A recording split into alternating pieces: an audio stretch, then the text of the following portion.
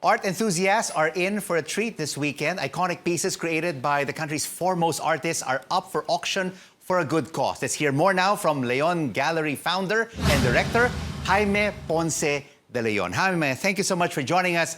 How have art auction houses been able to stay relevant during this challenging episode of today's generation?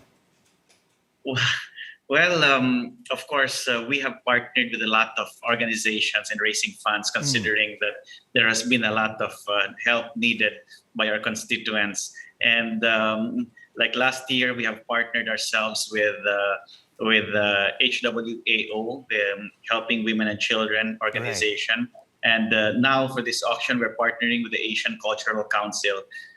This is basically to raise the funds for foreign studies for our artists, that they would be at par with the best in the world. Indeed, very good causes, and we should continue to see the development of our young artists. Jaime, I've been taking a look at the results of the past few art auctions late last year. And the best art pieces have not come cheap. Prices have really gone through the roof.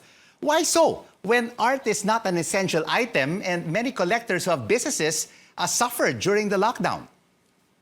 Well, also possibly has something to do with the situation. A lot of people were encouraged to sell art, and the very best has come out. And it also tells a lot about our collectors that they go for the very, very best. And when that happens, there cannot be any much more choices if the best appears and they fight for it and top prices are achieved. So it's knowing quality, and I think our collectors know when quality arises in the market.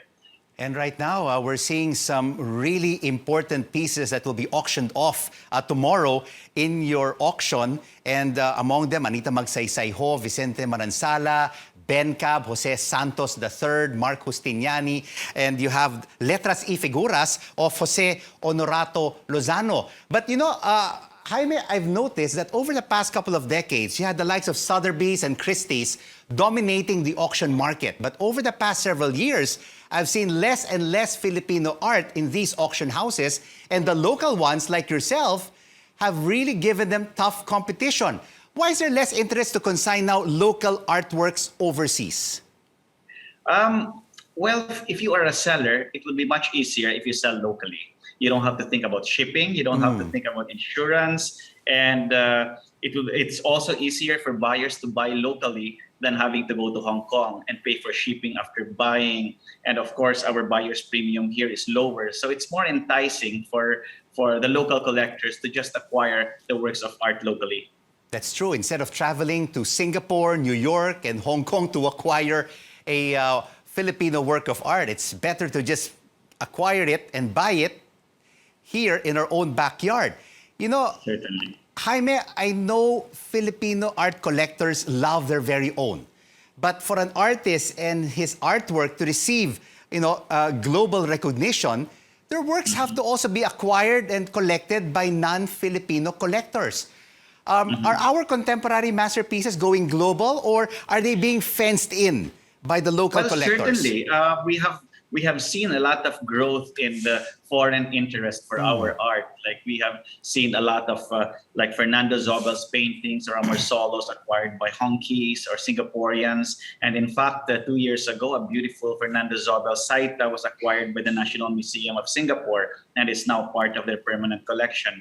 So this actually shows that there is foreign appeal of Philippine art, which is very good for all of us. Absolutely. We really have to spread the love, right, for Filipino art, not only to Filipino collectors, but non-Filipino collectors as well, worldwide. So at least we will be able to raise the flag for Filipino art around the world. And I see right now behind you, Jaime, a Juan Luna. And that will be auctioned off tomorrow. Is this one of the more sought-after art pieces among art collectors? Oh, certainly. Well, in today's Inquirer, Ambeth Ocampo wrote a very nice article about this Luna. And it is a very interesting story because it was done immediately after the honeymoon of Luna and the wife, whom he eventually murdered, or however it happened What a together with the dramatic mother-in-law. backstory.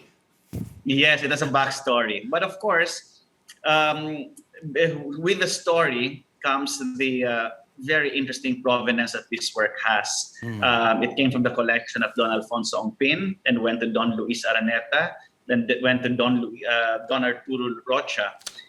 So that's what you would call, as Ambeth Ocampo would label it, ironclad provenance. So buying art, especially for the old masters, would be a very big factor, considering that there could be nothing to impeach the provenance of this masterpiece.